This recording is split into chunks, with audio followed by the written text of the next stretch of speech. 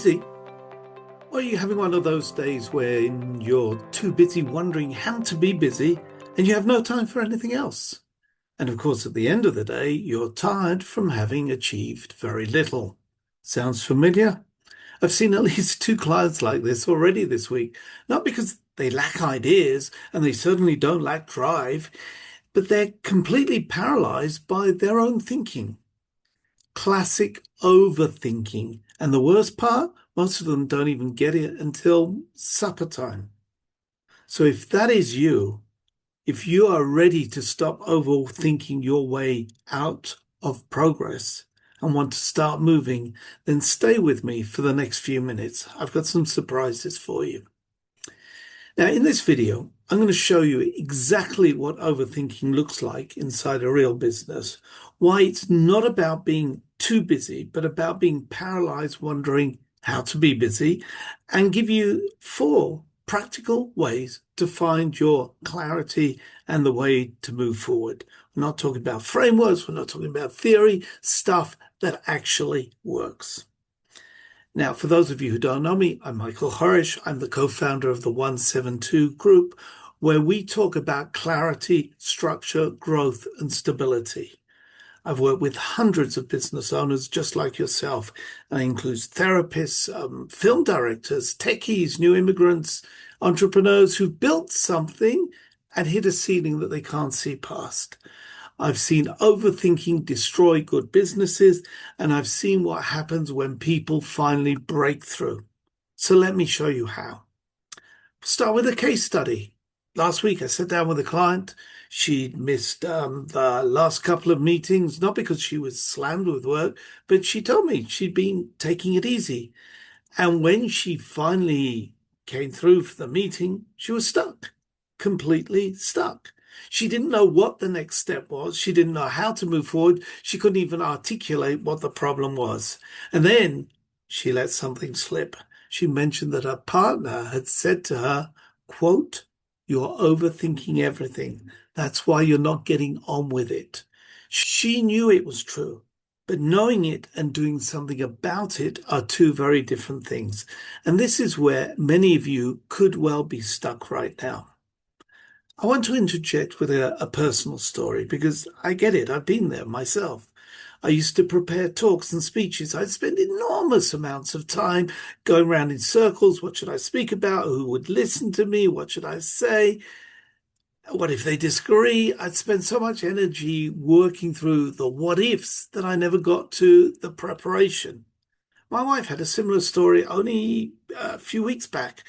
She was at, we'll call it a speaking event. She had prepared notes, she had structure, but when she listened to the speakers beforehand, they were all saying exactly what she planned to say.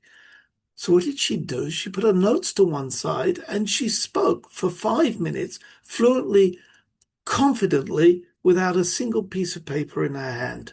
I saw the recording. It was wonderful. The preparation had given her the foundation, but it was the decision to stop overthinking the delivery that had made it great. She had found that 7-letter word called clarity. And that word matters because at the 172 group, clarity is one of our 3 core pillars. Not a nice to have, because without it, you are not leading your business. You are being led by the anxiety around the business. So how do you get there? Well, here are 4 things that work. And just before we dive into that, if you don't mind, if you're finding this useful, please subscribe to our community right now. Hit that subscribe button, turn on the notifications, and join the many, many who are now part of our community, moving from stuck to scalable. Subscribe. Good. Let's go. Let's start with changing your environment. When you catch yourself spiraling, going round and round on will this work, won't it work, etc., etc., the fastest way to break the pattern is to do it physically. Remove yourself from the environment where you are. If you're at home, go to a coffee shop, step outside for 30 minutes, come back to the problem tomorrow. The environment you're in is where you're stuck. And that's not going to produce clarity if you stay there. So something has to change. Similarly, tip number 2, I'm asking you to find your honest voice. Sit down with someone who is prepared to be open and frank with you, not just a friend who will tell you everything's wonderful, not someone who's going to sort of candy coat it all for you. You need someone who will look at what you're saying and say, have you thought about it from another angle? Only yesterday, my wife did exactly that. She had a conversation with someone she doesn't often meet up with.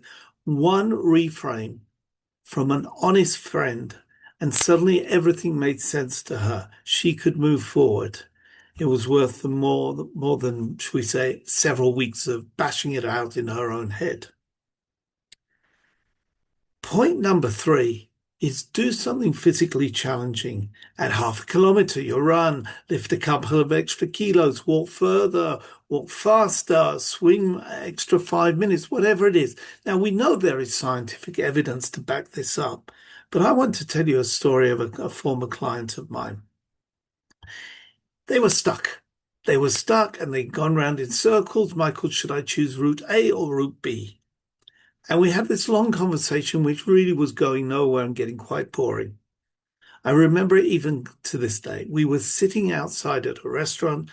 I looked at the gentleman. I said, I want you to run 100 meters right now, as fast as you can between that and that pole over there. Well, of course, he objected, but he did it. And he came back huffing and puffing. But before he could catch his breath, I asked him, A or B? And he just blurted it out instantly on the spot without thinking. B. No deliberation, no analysis. B. He chose. He stuck with the decision. He was delighted he did. Now, I've told that story many times to people to try and motivate them. And that client actually is now a business life coach. And he uses that exact story from his perspective with his own clients. Because physical effort cuts through mental noise in a way that very little else does. Your body knows the answers sometimes before your brain will admit to it. And finally, possibly the one that nobody wants to hear, overthinking often disguises itself as being responsible. I can't work on this right now because I have to do the shopping. In fact, I had a client who told me exactly that. He couldn't meet me the following Thursday because Thursday was shopping day. That following Thursday, he didn't do his shopping. He came in, he met, we spoke, we sat down, the business moved forward. Because being busy is not the same as being productive. Knowing the difference is one of the first steps to getting out on your own. So we've got 4 things. Changing your environment, finding a person who's going to be honest with you, getting physical, so to speak, and of course, stop using busyness as a cover for avoidance. Overthinking isn't a character flaw. It's a habit. And like every habit, every bad habit, we need to interrupt it. If you have found this video useful, please subscribe to the 172 community right now. It helps us to help others. And of course, we encourage you to share these videos with others. And ask yourself this: what is the one thing that you have been overthinking about this week? And how can you take action on that today? I'm Michael Horesh. Keep moving forward.